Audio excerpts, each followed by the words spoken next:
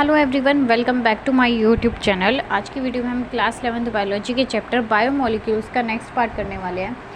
तो एक बार हम जल्दी से रिवाइज़ कर लेते हैं कि अभी तक हमने इस चैप्टर में क्या क्या चीज़ें पढ़ ली हैं। तो सबसे पहले हमने इस चैप्टर के नाम से ही इस चैप्टर का ओवरव्यू लिया। हमने बात की कि बायोमोलिक्यूल्स होते क्या हैं। हमने कहा कि लिविंग टिश्यू के अंदर जितने भी कार्बन कंटेनिंग कंपाउंड्स प्रेजेंट होते हैं उन सभी को हम बायोमोलिक्यूल्स कहते हैं।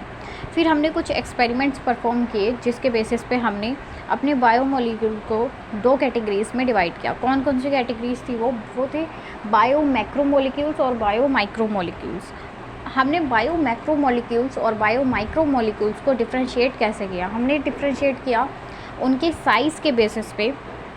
और उनका साइज़ कितना था? बायो माइक्रोमोलिक्यूल्स का जो साइज़ होता है वो होता है मोर देन 10,000 डेल्टन। वहीं पे जो बायो माइक्रोमोलिक्यूल्स होते हैं उनका साइज़ होता है 80 to 800 डेल्टन।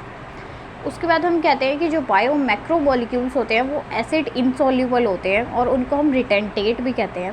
वहीं पे जो बायो माइक्रोमोलिक्यूल्स होते हैं उन्हें हम एसिड सॉल्यूबल और फिल्ट्रेट भी कहते हैं। हमने दो एक्सपेरिमेंट्स परफॉर्म किए थे, केमिकल एनालिसिस और एश एनालिसिस।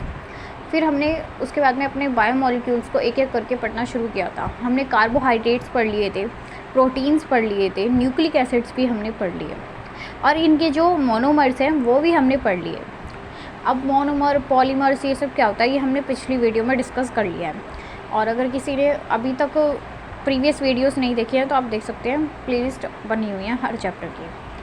तो आज हम करने वाले हैं अपना नेक्स्ट बायोमोलिक्यूल जिसका नाम है लिपिड। लिपिड बायो मैक्रोमोलिक्यूल होता है या बायो माइक्रोमोलिक्यूल होता है? ये चीज़ हमने थोड़ी सी पहले भी डिस्कस की थी।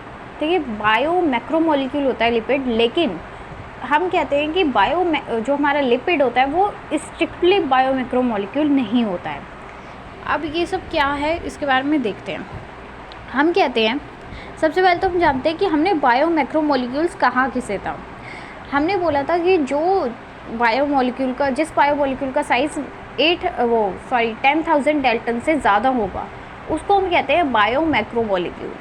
लेकिन जो लिपिड होता है उसका साइज़ कहते हैं लिपिड का साइज़ होता है वो 10,000 डेल्टन से ज़्यादा का नहीं होता है। जो लिपिड का साइज़ होता है वो उस रेशियो में लाई करता है जिसमें बायो माइक्रोमोलिक्यूल्स होते हैं। या हम सिंपल बात करें तो हम कह सकते हैं कि जो लिपिड्स होते हैं उनका साइज़ छोटा होता है लेकिन फिर भी वो बायो मैक्रोमोलिक्यूल्स की कैटेगरी में रखे जाते हैं। ऐसा क्यों? हमने जब केमिकल एनालिसिस वाला एक्सपेरिमेंट परफॉर्म किया था तो हमने कहा था कि जो चीज़ ऊपर रहेगी यानी कि जो फिल्ट्रेट वाली पोर्शन में रहेगी उसको हम कहते हैं कि वो बायो मैक्रोमोलिक्यूल है। तो जब हमने अपना केमिकल एनालिसिस किया तो जो लिपिड होता है वो भी हमें अपने रिटेंटेट वाले फ्रैक्शन में मिलता है, एसिड इनसॉल्यूबल वाले फ्रैक्शन में मिलता है। लेकिन हम सोचते हैं कि अगर लिपिड का साइज़ छोटा होता है तो वो फ़िल्टर क्यों नहीं हुआ? बाकी जो बायो माइक्रोमोलिक्यूल्स होते हैं वो भी तो फ़िल्टर हो जाते हैं, वो भी तो एसिड सॉल्यूबल फ्रैक्शन में मिलते हैं। तो लिपिड में ऐसा क्या था कि वो हमें ऊपर रिटेंटेट वाले फ्रैक्शन में मिला। ऐसा इसलिए होता है कि जो लिपिड होता है वो टूटते नहीं हैं। मतलब जब हमने केमिकल एनालिसिस किया तो जो हमारे बाकी बायोमोलिक्यूल्स थे वो टूट गए और वो अपनी मोनोमेरिक फॉर्म में आ गए थे। तो जो मोनोमर्स थे वो हमें नीचे मिल गए थे और जो पॉलीमर्स थे वो हमें ऊपर रिटेंटेट वाले फ्रैक्शन में मिल गए थे। लेकिन लिपिड एक तरह से ऐसा होता है कि उसको हम तोड़ नहीं सकते। कुछ भी करेंगे तो लिपिड जो है वो लिपिड का मॉलिक्यूल टूटेगा नहीं, वो छोटी छोटी सी वेसिकल्स बना लेगा और फिर वो साथ में फिर से जुड़ जाएगा। तो इसीलिए जो लिपिड होता है उसका साइज़ तो छोटा होता है लेकिन वो हमेशा वेसिकल्स बना के रखता है, इसलिए वो हमें एसिड इनसॉल्यूबल वाले पोर्शन में मिलता है। तो इसलिए हम कहते हैं कि लिपिड को हम मानते तो बायो मैक्रोमोलिक्यूल है, लेकिन एनसीईआरटी में एक और लाइन दी हुई है कि नॉट स्ट्रिक्टली बायो मैक्रोमोलिक्यूल, यानी कि वो बायो मैक्रोमोलिक्यूल्स में रखा तो जाता है लेकिन जो उसका क्राइटेरिया होता है बायो मैक्रोमोलिक्यूल्स का वो उसको पूरा नहीं करता है। तो हम कहते हैं कि जो लिपिड होता है उसका कोई भी पॉलीमर, उसके कोई भी मोनोमर्स नहीं होते। पॉलीमर्स और मोनोमर्स के बारे में हम काफ़ी बार डिफ्रेंशिएट कर चुके हैं तो हम दोबारा से उस चीज़ को रिपीट नहीं करेंगे।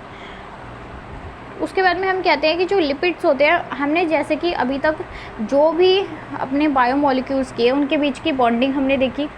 हमने कहा कि कार्बोहाइड्रेट्स जो होते हैं उनके बीच में देखने को मिलती है ग्लाइकोसिडिक लिंकेज, वहीं पे प्रोटीन्स के बीच में पेप्टाइड बॉन्ड होता है, और न्यूक्लिक एसिड्स के बीच में फॉस्फोडाइस्टर बॉन्ड या फॉस्फोडाइस्टर लिंकेज भी कह सकते हैं। तो जो लिपिड्स होते हैं उनके बीच में हमें एस्टर बॉन्ड देखने के लिए मिलता है। लिपिड्स बने किस चीज़ से होते हैं, पहले तो ये देखते हैं। हम कहते हैं कि जो लिपिड्स होते हैं वो दो चीज़ों से मिलकर बने होते हैं, फैटी एसिड और अल्कोहल। जो लिपिड्स होते हैं वो दो चीज़ों से मिलकर बने होते हैं, फैटी एसिड और अल्कोहल। अब हम कहते हैं कि जो फैटी एसिड होते हैं वो भी दो तरह के होते हैं। कौन से? सैचुरेटेड और अनसैचुरेटेड। जो सैचुरेटेड होते हैं वो सिंगल बॉन्ड वाले होते हैं, वहीं पे जो अनसैचुरेटेड होते हैं वो डबल बॉन्ड वाले होते हैं।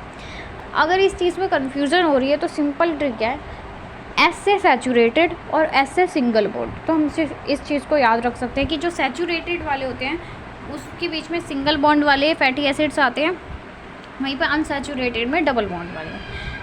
फिर हम कहते हैं कि जो सैचुरेटेड वाले होते हैं उनका एग्जांपल होता है पाल्मिटिक एसिड और स्टेरिक एसिड। वहीं पे जो हमारा अनसैचुरेटेड होता है उसमें आ जाता है हमारा oleic acid, linoleic acid, linoleic acid और अरेकिडोनिक एसिड। हमें यहाँ पे जो इसके एग्जांपल्स हैं इनसे क्वेश्चन ये आ जाता है कि मतलब कौन सा असेंशियल है, कौन सा नॉन असेंशियल है।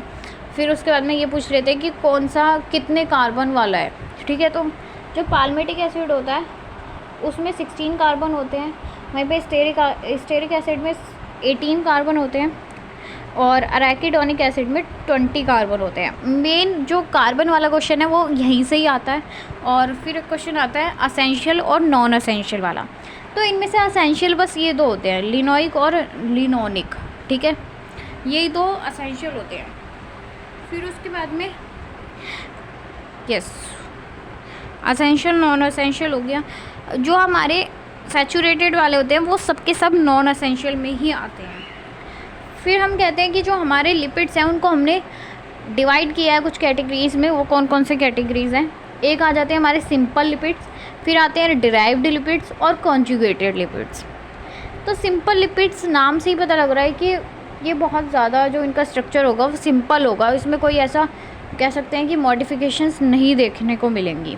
तो सिंपल लिपिड्स में क्या होता है, जैसे कि हमने कहा कि लिपिड्स बने होते हैं फैटी एसिड और अल्कोहल से। तो सिंपल लिपिड में यही क्राइटेरिया चलेगा, यहाँ पे भी हमें फैटी एसिड और हमारे अल्कोहल देखने के लिए मिलते हैं। और जनरली जो हमें अल्कोहल देखने के लिए मिलती है वो होती है ग्लिसरॉल। ग्लिसरॉल का स्ट्रक्चर से क्वेश्चन आ जाता है, पूछा जाता है कि जो ग्लिसरॉल है उसका जो साइंटिफिक नेम है वो क्या होता है, या कह सकते हैं कि आयुपैक नेम क्या होता है। तो ग्लिसरॉल का जो केमिस्ट्री की लैंग्वेज में नेम होता है वो होता है try hydroxy propane. Try hydroxy propane. हम लोग ग्लिसरॉल को ट्राई हाइड्रोक्सी प्रोपेन कहते हैं और इसका स्ट्रक्चर होता है CH2OH CHOH CH2OH। ये ग्लिसरॉल का स्ट्रक्चर होता है। अब एक टर्म देखने को ये मिलती है हमें ट्राइग्लिसराइड, यानी कि सिंपल लिपिड्स के अब हम एग्जांपल्स देख रहे हैं, या फिर कह सकते हैं सिंपल लिपिड्स में भी टाइप्स वगैरह देख रहे हैं।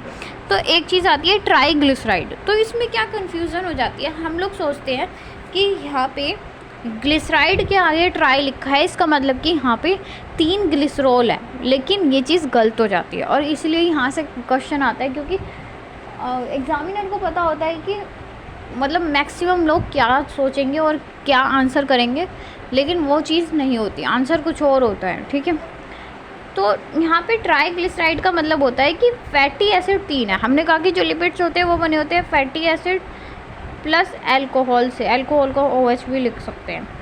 फैटी एसिड और अल्कोहल से मिलकर बने होते हैं, लेकिन ट्राइग्लिसराइड का मतलब ये नहीं है कि 3 ग्लिसरॉल है। ट्राई यहाँ पे जो रिप्रेजेंट कर रहा है, ट्राई रिप्रेजेंट कर रहा है कि यहाँ पे 3 फैटी एसिड है।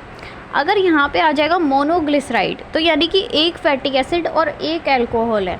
अगर आता है डाई या फिर बाईग्लिसराइड तो उसका मतलब होएगा 2 फैटी एसिड और 1 अल्कोहल है। अगर आएगा ट्राइग्लिसराइड तो 3 फैटी एसिड और 1 अल्कोहल है।